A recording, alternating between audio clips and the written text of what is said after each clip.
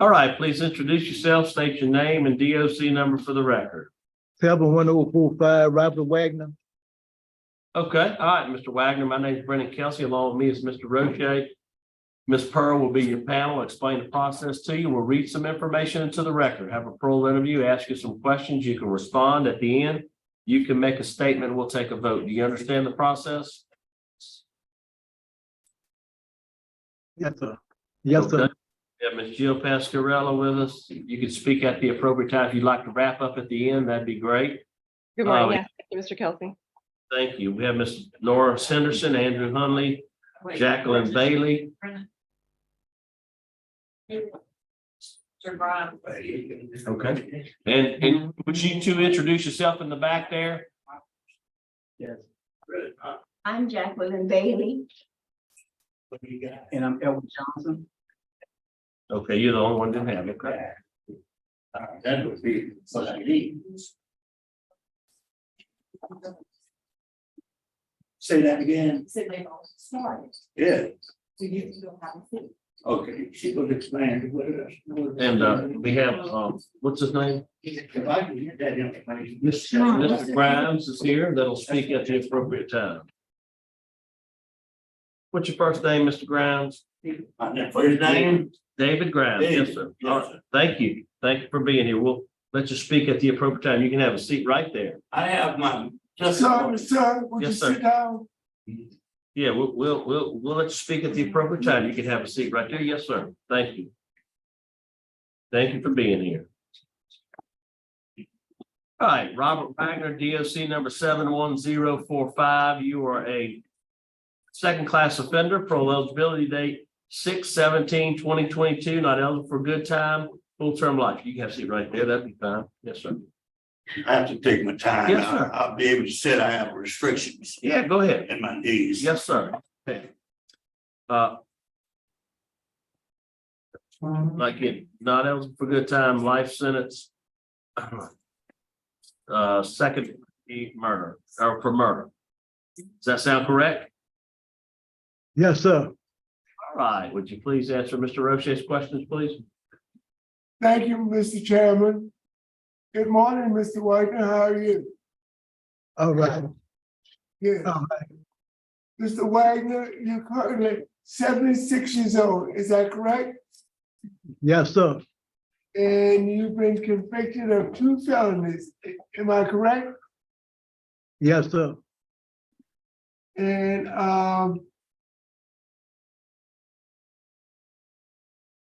you've been incarcerated for 54.5 years. Is that correct?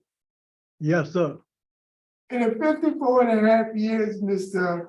Wagner, you've accumulated over 150 disciplinary write-ups. The last one being March of 2018, some 5.5 years ago. So tell me, Mr. Wagner, why so many write-ups?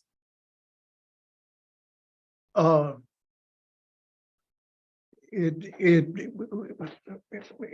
took me a while to get it in some of the program, but after I found out how important it was and how valuable it was to me, I began to get in some of them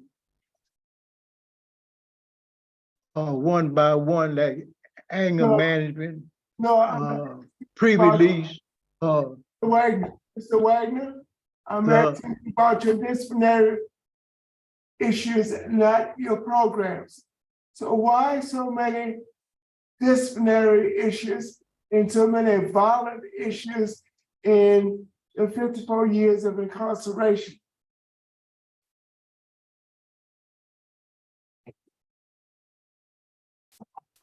Thank you.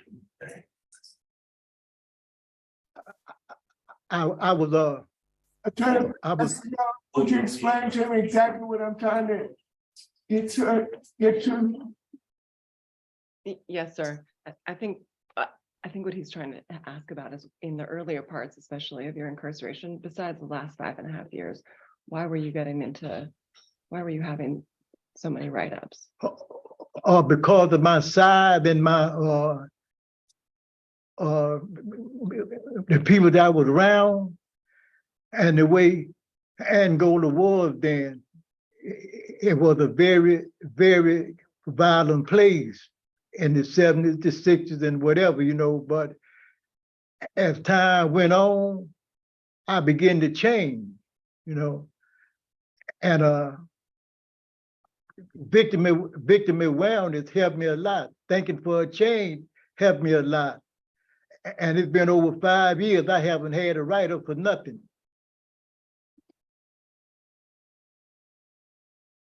But you've had 5 or 6 in the last 10 years.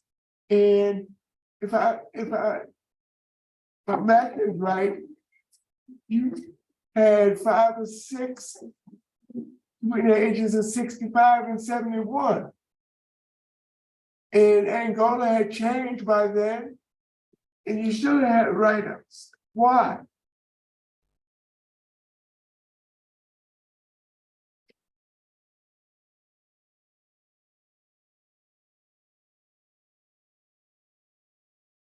In 2018, at the age of 72 years old, you had a fight. What was the fight about? I was attacked and knocked out by an enemy. And I didn't initiate that. Okay, and But this one was dismissed because you were probably attacked. But in right, 2018, you had 2 contraband write-ups. What were the contraband write-ups about? Those was my pills, and I didn't have them. They were prescribed for me. They were pain pills, but Right. I didn't take them. I had a moment, but I didn't take them. Okay, I understand now. So explain to me. So they ripped me up on them. Okay, explain to me why you had an aggravated fight in 2018. I was attacked by No, Scott. so this is the one, not the fight, the aggravated fight.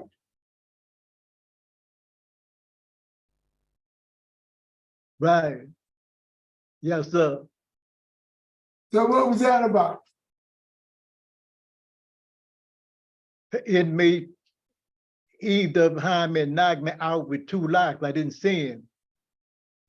And but I Mr. White, would like to explain the incident to you. We knew each other. We weren't enemies or nothing. The dude just took what you call a hit, like, you know. okay. But Mr. White, me and inmate had signed paper. Yes, sir. Mr. White, one second. Juan Falco, Yes, sir. would you give me the details of the aggravated fight that occurred on February 18th, 2018? He was housed at Elaine Hunt at the time. The above date and time. Above name and number of offender. Hang on. Trying to make it out. It's a copy and it's Okay, so really, looks like another offender. Trying to read it, Mr. Rocha, bear with me 1 second. Another offender came at him with a homemade weapon.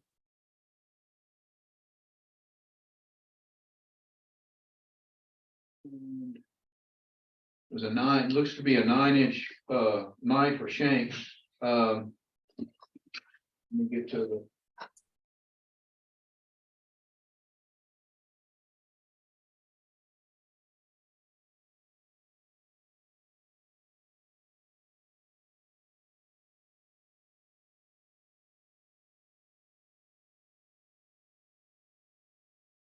In this, it shows where Wagner used the knife, and he admitted that he had used the weapon to stab the other offender several times on February 18th of 2018. So according to the write-up, he was the aggressor.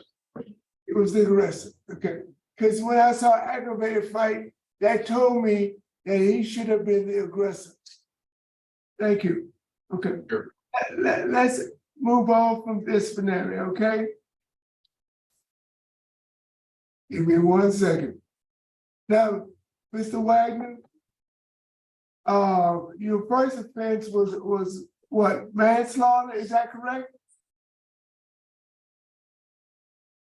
Yes, sir. And you got a 10-year sentence, and you got out on parole, and shortly after you got on parole, you robbed Mr. Henry Grimes and murdered Mr. Grimes. Tell me what happened. I went into the store that night and I only had a 22 pistol. And it wasn't my intention to kill Mr. Grimes. But I panicked, you know, at the age of 22, I panicked and I just panicked. I just went to shooting and I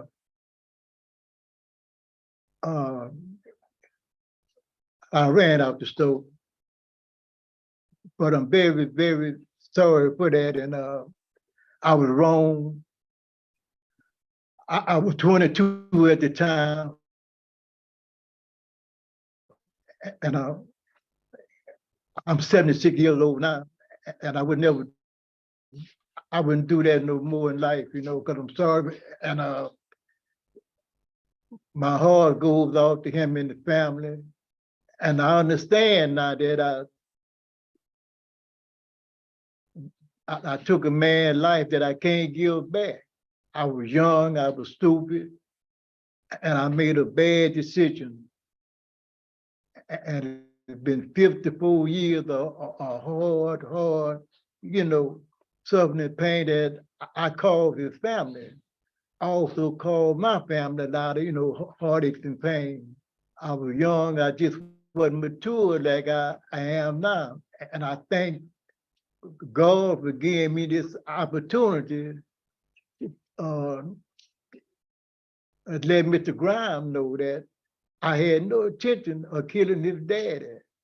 I went in there with a 22 pistol, not no, you know, 45 or AK or nothing. It was not my intention to kill Mr. Grimes. I just panicked and started shooting. And I cried out a nice thing about it. And the more I think about it, the more I shed tears, the more because I was wrong. I was dead wrong. I had no business doing that. Thank you, Mr. Wagner. Thank you, Mr. Wagner. Mr. Wagner, is that the only crime that you committed that night? Yes, sir. Yes, sir, yeah. Did you not rob a ballroom by the name of the gay room that night? I didn't do that. Freddie McCoy did that. That was none of me.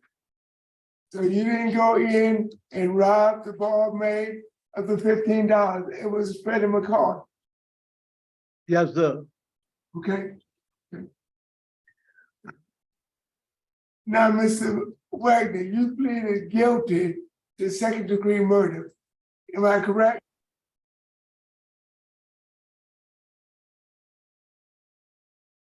Mr. Wagner, did you plead guilty or did you go to trial?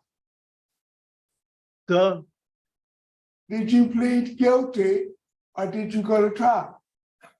yes, sir. Guilty plea. And what did you understand the sentence would be? uh, uh, 10-6 life for the murder and 40 years for the robbery. Okay, so you pleaded guilty to armed robbery and second-degree murder, and you were sentenced to life in prison under the 10-6 rule and 40 years for the armed robbery. Am I correct? Yes, sir. And The before crime. the 10 years was up, the law had changed and life meant life. Is that correct? Yes, sir. Let's move on. Were you employed at the time you murdered Mr. Grimes? Yes, sir. What were you, where were you employed? I was working at the lumber company in Zachary on Highway 19. So tell me why a man with a full-time job in 1969 had to rob Mr. Grimes' grocery store. Because I was very stupid. And that was a bad decision I made. Mr. Grimes, are you a trustee? Sir, Are you a trustee at Louisiana State Penitentiary? no, sir. Do you have a duty status or are you working? I will do light duty work. Light duty work.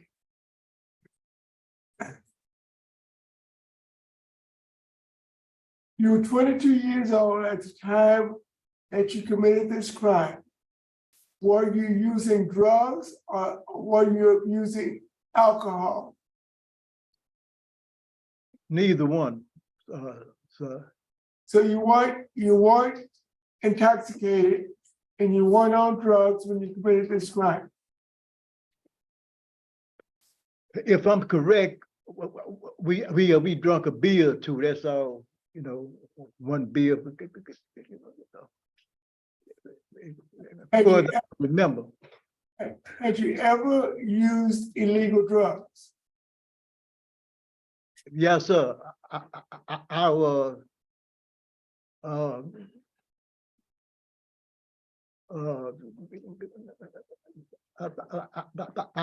I had to smoke marijuana a couple of times in prison. Did you use drugs before you came to prison? No, sir. Have you used anything stronger than marijuana? No, sir. And when was the last time you smoked marijuana? It's been a while.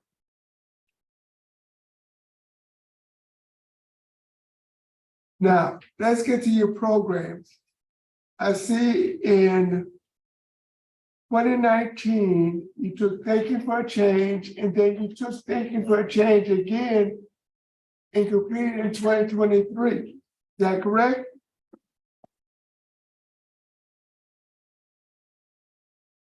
Yes, sir. You completed anger management, 100 hours free release, victim awareness, and you were trained as a healthcare orderly. Excuse me. At any time during your incarceration, did you work as a healthcare orderly? Yes, sir. For how many years? For 4 years at Hunts. A patient care orderly for 4 years at Hunts. So let's talk about your transition plan. Where do you plan to live and how do you plan to support yourself?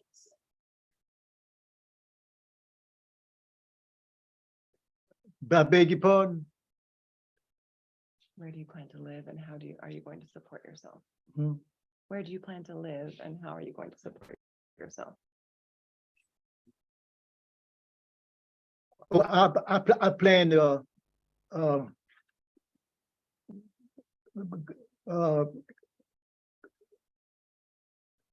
go to the parole project, if I'm granted parole, then, from there to Las Vegas, to live with my niece. So the residency plan to be on Fairchild is out. You're gonna leave the state and go to Las Vegas, is that correct? Yes, sir.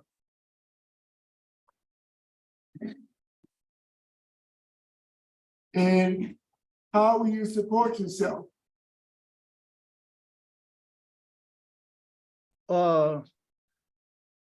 I got support from my family members, Jacqueline Bailey and Dion Johnson.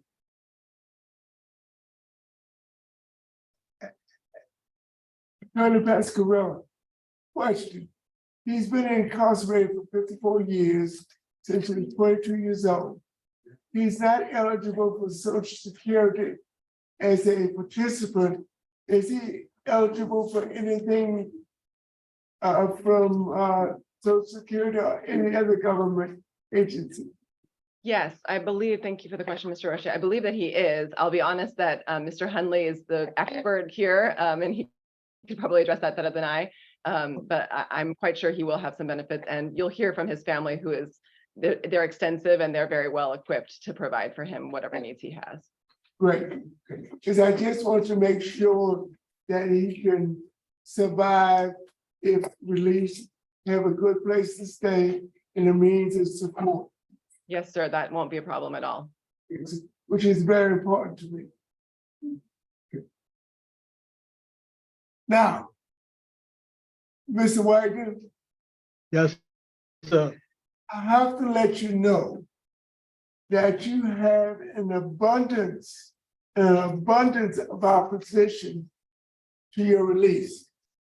Law enforcement is adamantly opposed to your release.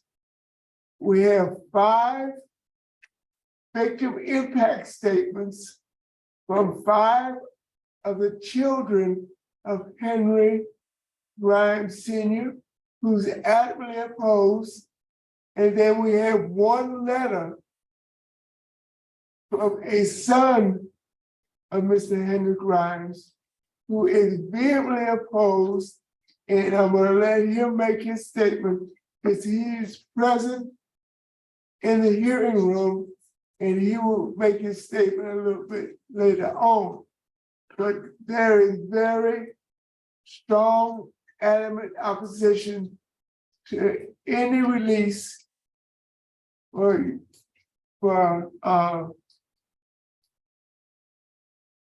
Mr. Wagner. I've not seen opposition this strong in a long time. So I need to let you know that and put that on the record. Juan Falco, do you have any comments, concerns, observations, or remarks? Yes, he is a medium custody.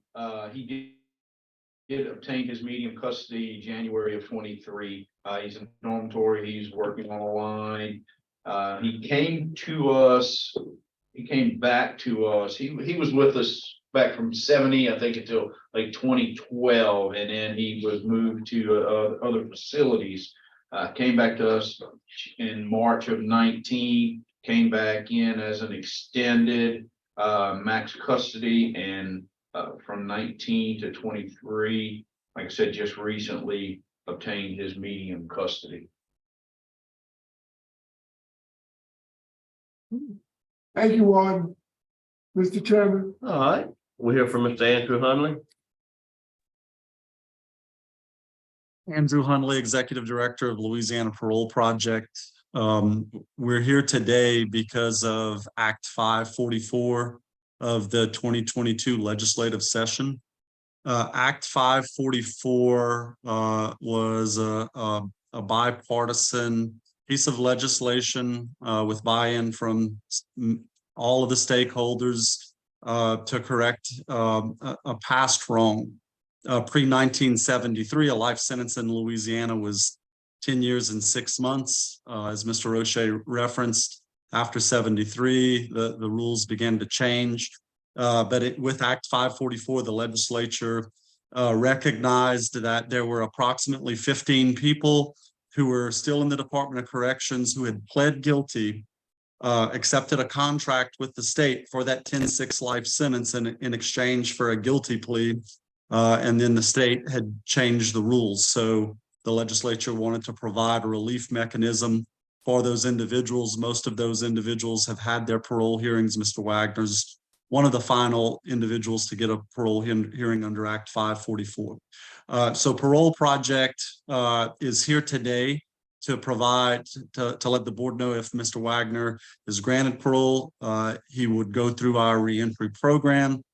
We have spent a lot of time with Mr. Wagner over the last year. We have worked on a reentry plan with him. We're very aware of his record, but we believe over the plus 5 years, he's now at the age of 76. He has some significant health issues that he's experienced that I know Mr. Roche didn't cover, but his attorney may cover at the end, that lead us to believe he's a very low risk to reoffend. Now, we have a lot of confidence too in his long-term reentry plan with his family in Las Vegas.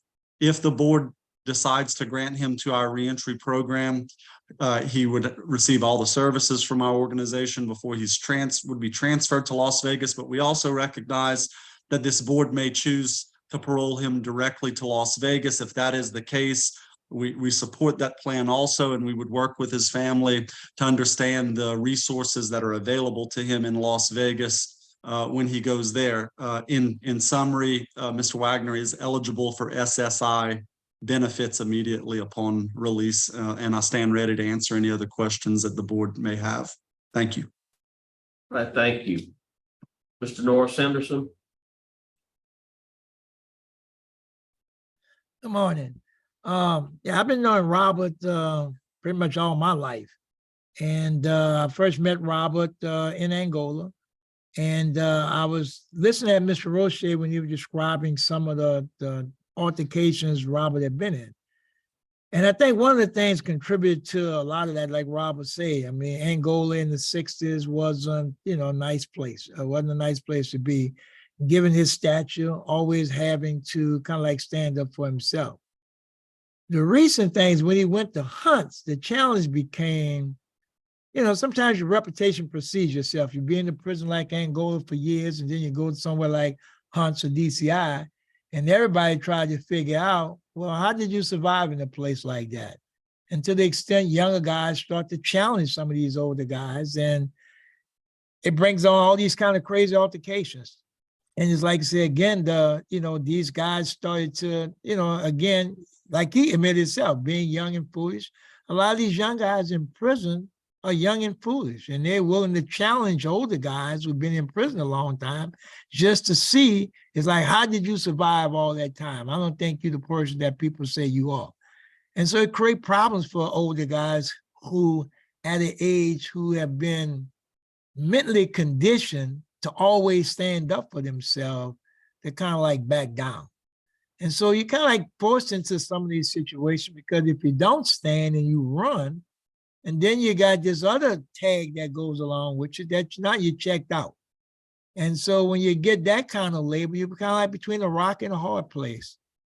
Given the fact that he's 76 years old, like Andrew said again, the state made a promise to him that do 10 years and 6 months. And during that policy, once you did 10 years and 6 months, you were kind of like automatically released from prison. The armed robbery sentence was 40 years. He'd done that day for day.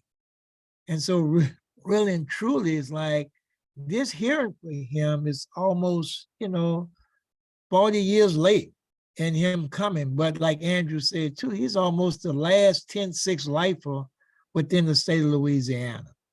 And I think at this juncture, given his age, given him having a release plan at his age. The parole project would be definitely helping get jump started. But he has family in Las Vegas that's waiting for him. And the family members are not his older siblings. They're his nieces and nephews who've been coming to see him over the years and willing to take him in for him to enjoy the rest of his life in society. So I would ask this board that to consider these factors when looking at Mr. Wagner when making their decision. Thank you. All right, thank you so much.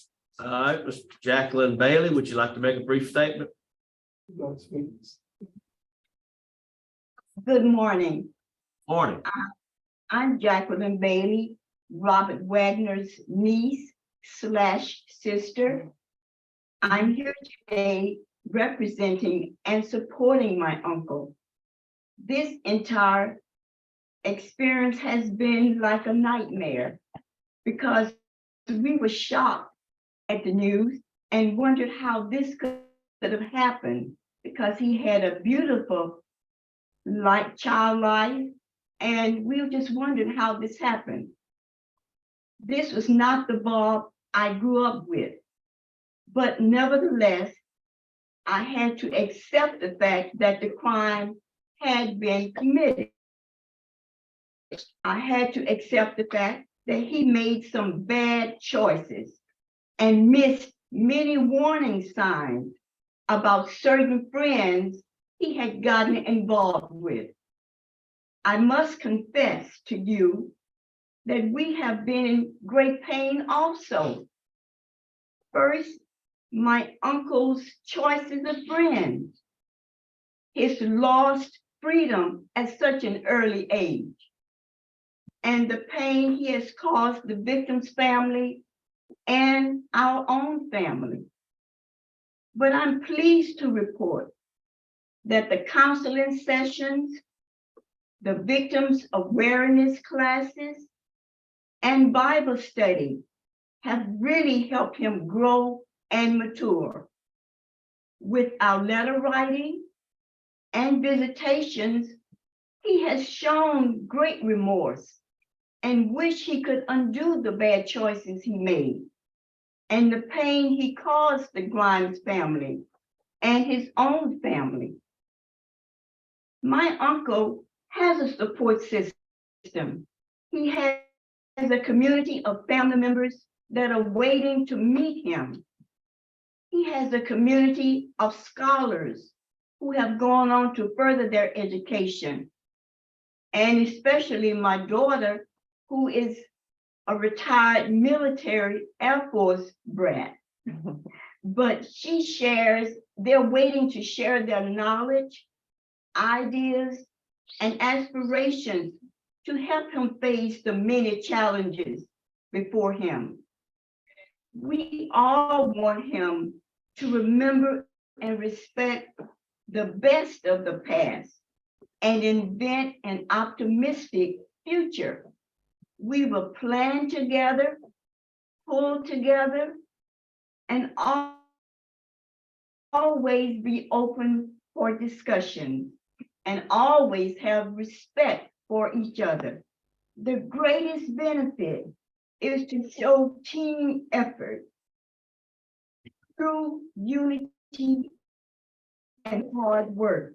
My future plan is to take my uncle back to Las Vegas, where I've lived for many years, and help him rebuild his life as he re-enters society. I moved back to Louisiana to care for my mom, who was gradually declining in health, and it was just the two of them.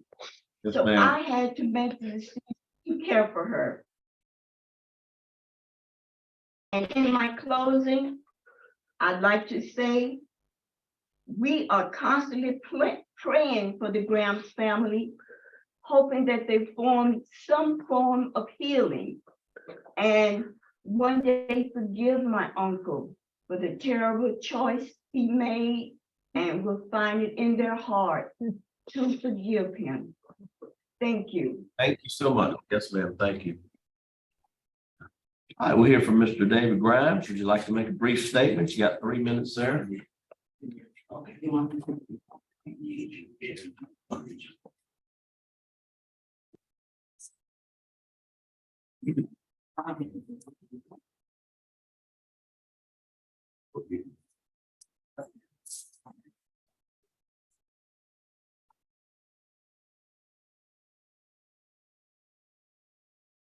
First of all, my dad was a contractor. That store was a side job that he had after work. Okay.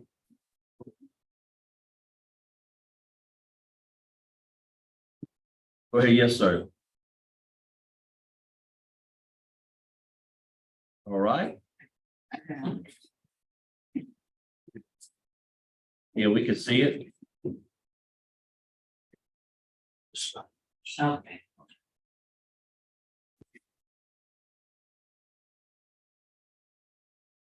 Here, August 9, 1969, this man come in and robbed my dad, for no reason. My dad was about to do a major, construction on some rental property, that's building it from ground up. And, these are jealous family people, the Wagners.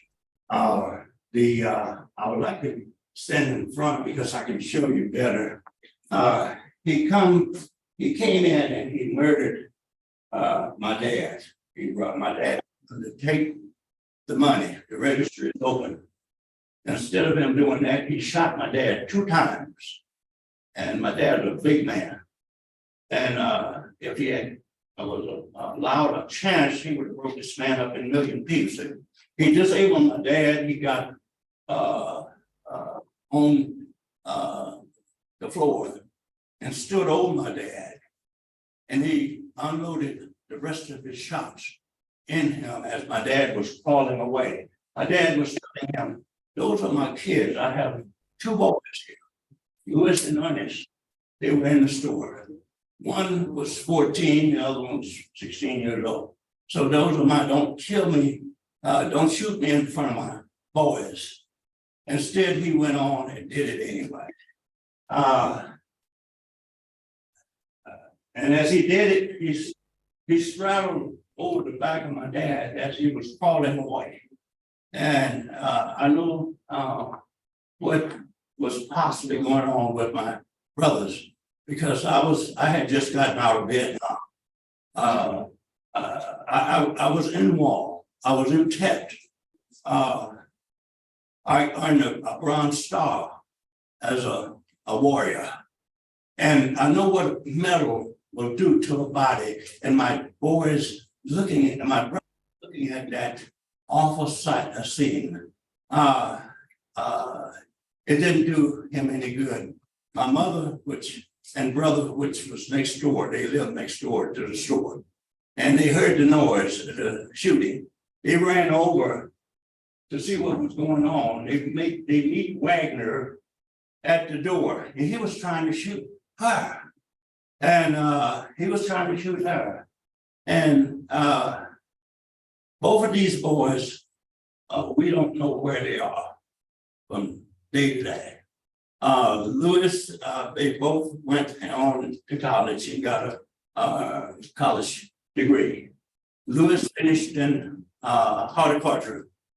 He worked 2 years and he walked off the job and said that he wanted to evangelize the 50 states. And that's where he went. He left there. He had a mental breakdown.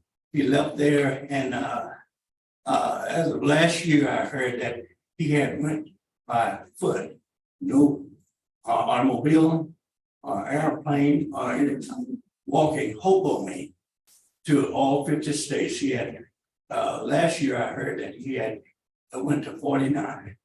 And that was over that period of time, which was over 50-some years ago.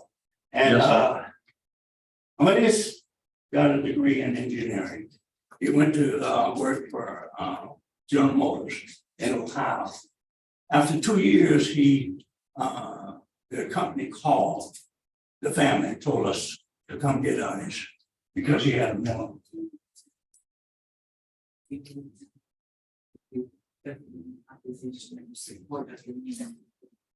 Say that again. I thought they were given an opportunity to discuss what went on. Yes, go ahead. Yeah, that's what I was doing.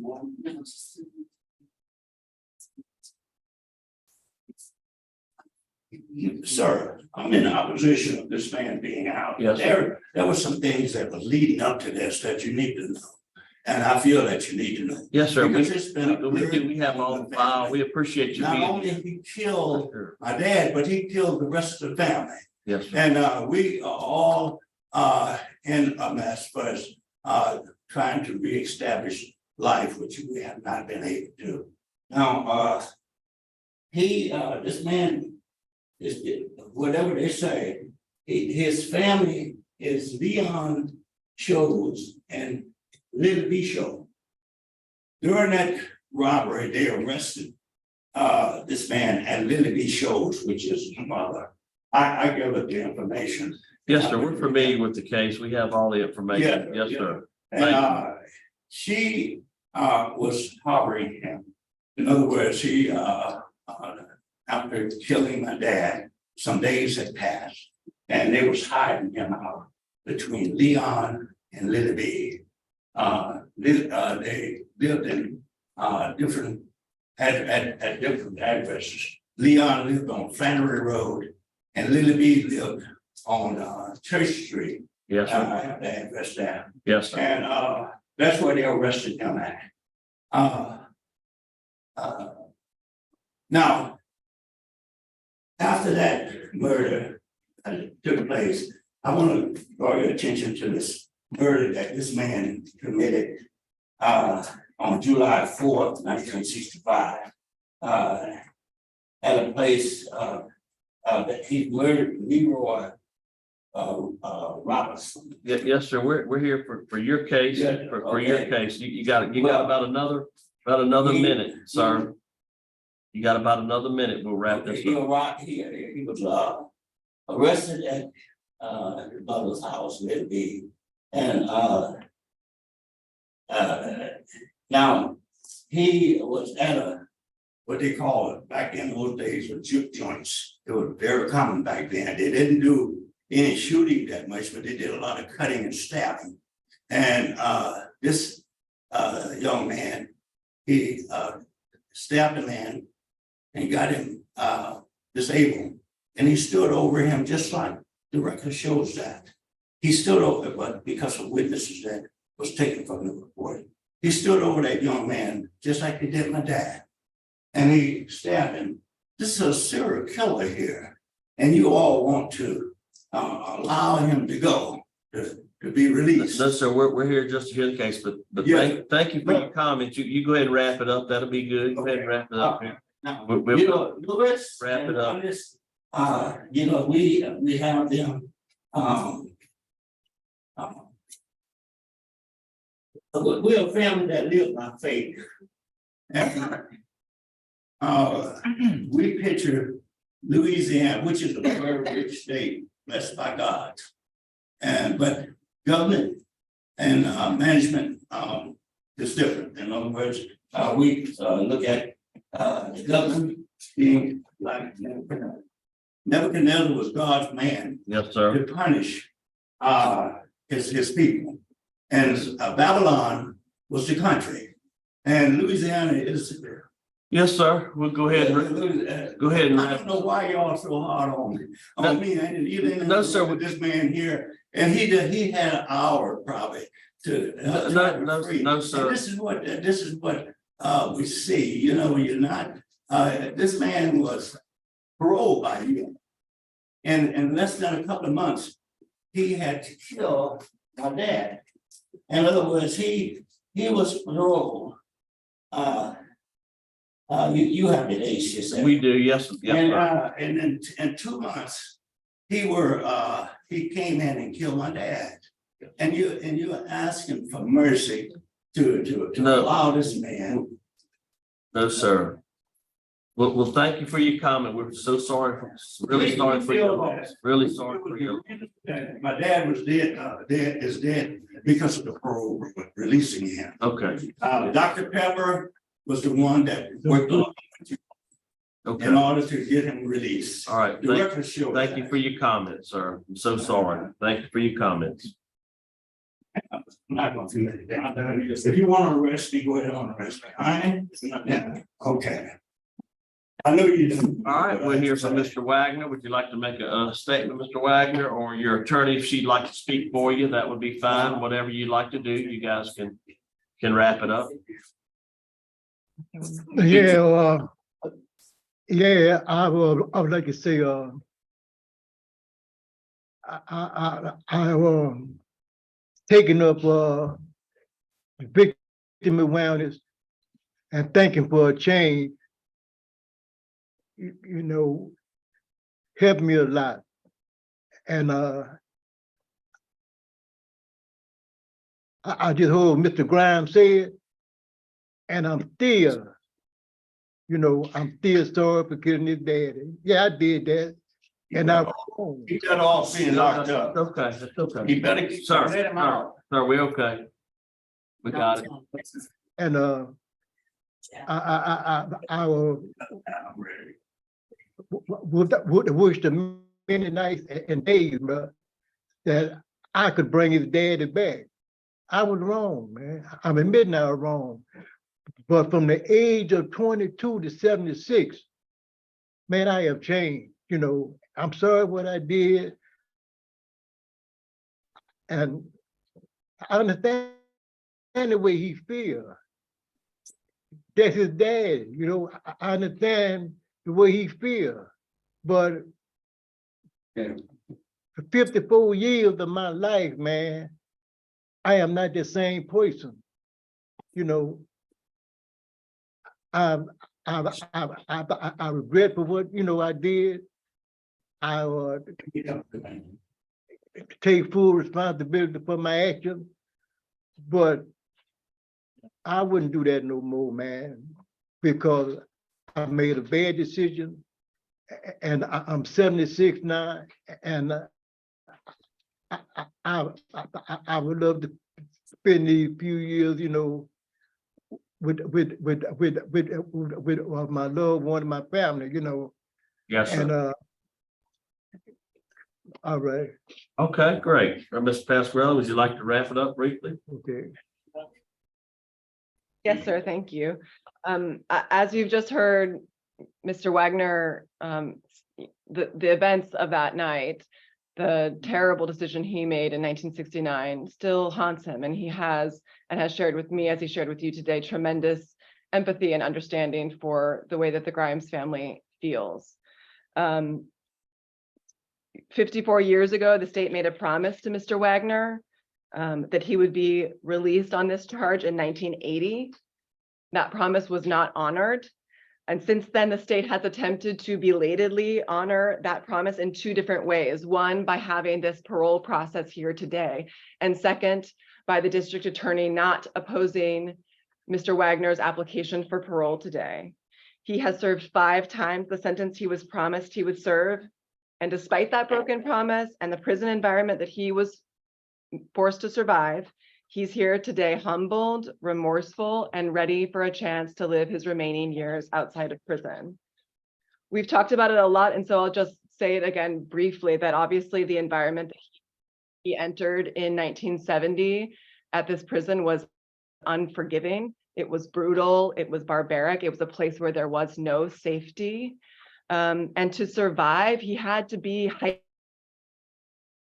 vigilant. The danger in the prison was particularly pronounced for Mr. Wagner, who, as you've heard and read, he was very young, he was very small, and he spoke with a stutter.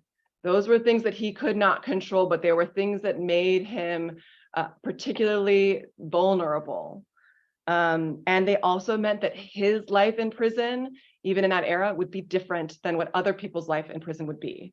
And some of that hypervigilance did last for years. And Mr. Roche, I think Mr. Wagner was trying to explain the context of what happened in 2018.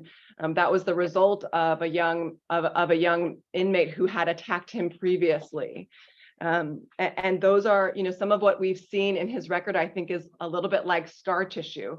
They were perhaps overreactions, or at least what Mr. Wagner now acknowledges were the wrong reactions, but they were reactions to threats of violence.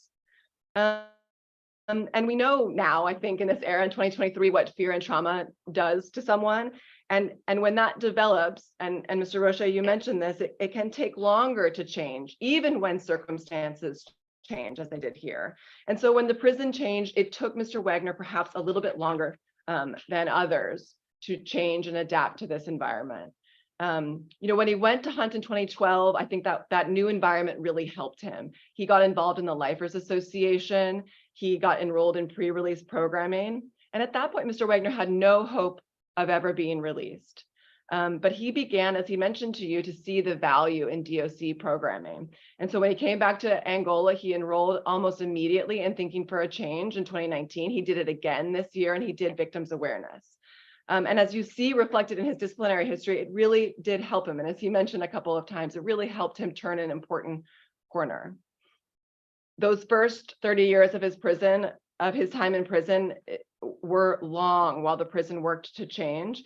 But actually those 30 years are where you see the majority of his write-ups. 88% of his write-ups were in the first 30 years.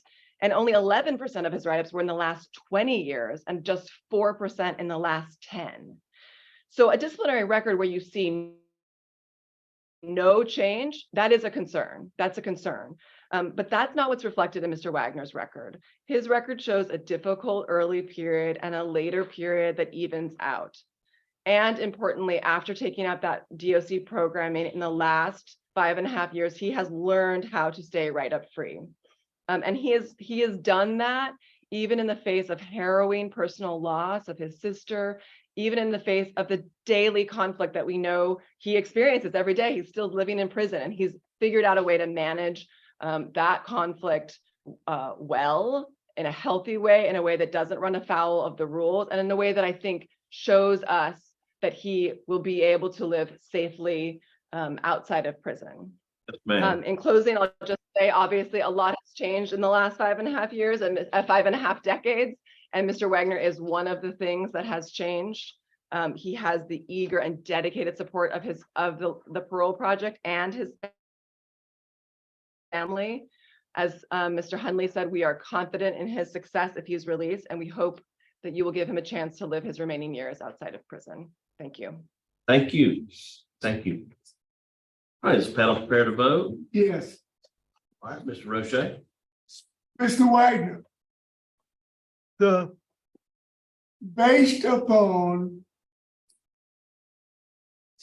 your age, based upon the length of incarceration, based upon the medical issues that you have at the moment,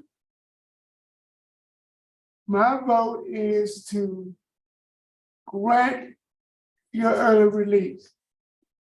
I'm granting your release because I don't think you represent a danger to society. And that's my paramount reason. If I thought you were a danger to society, I would not release you under any conditions. But because of the age, length of incarceration, medical issues, and you represent no danger, plus, as part of a member of the Committee on Parole, I want to play my part in honoring the contract that you entered in 1970. Because when you pled guilty, you were promised that a life sentence was 10 years and 6 months.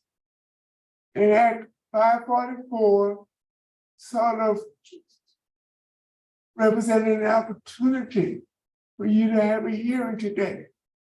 And I want to play my part in honoring that contract that you entered some 54 years ago. Counselor, I want you to explain the two conditions that I'm releasing him under. The first release condition, it has to be before he's released, he must get an approved ICON to Las Vegas, Nevada. I want him to go directly to Las Vegas, Nevada from incarceration. And I'm almost sure Mr. Huntley has contacts in Nevada that can help him with his transition. But I want him to go directly to Las Vegas, Nevada. Conditions after release. He has a curfew from 8 p.m. to 7 a.m. Somebody our age needs to be in by 8 o'clock, and I don't think we need to go out before 7. The second condition is that he has no contact with any member of the Grimes family. Good luck, Mr. Wagner. Yes, sir. Thank you. Ms. Wise, Mr. White, first of all, I just want to speak to the Grimes family. My deepest condolences to you. And the law being the law, it just is what it is. And again, my condolences to the family, and thank y'all for your participation, ongoing participation in this process. But Mr. Wagner, I agree with my colleague. My vote is to grant as well for the reason that he's already outlined, and I concur with the special conditions. And as your attorney noted, the DA is not opposed because of the procedural history of this case. You have no opposition from the courts in this case, and you have no opposition from the sheriff's office in this case. You do have opposition from the local police department, but I do want to just express that on the record. And best wishes to you, sir. But my vote is to grant. all right, 2 votes to grant. Also, I'm going to vote to grant your parole to the ICOTS in Las Vegas, Nevada via 8 p to 7 a curfew, no contact with victim or victim's family. 3 votes to grant today. Your parole's been granted. Good luck to you. Thank you.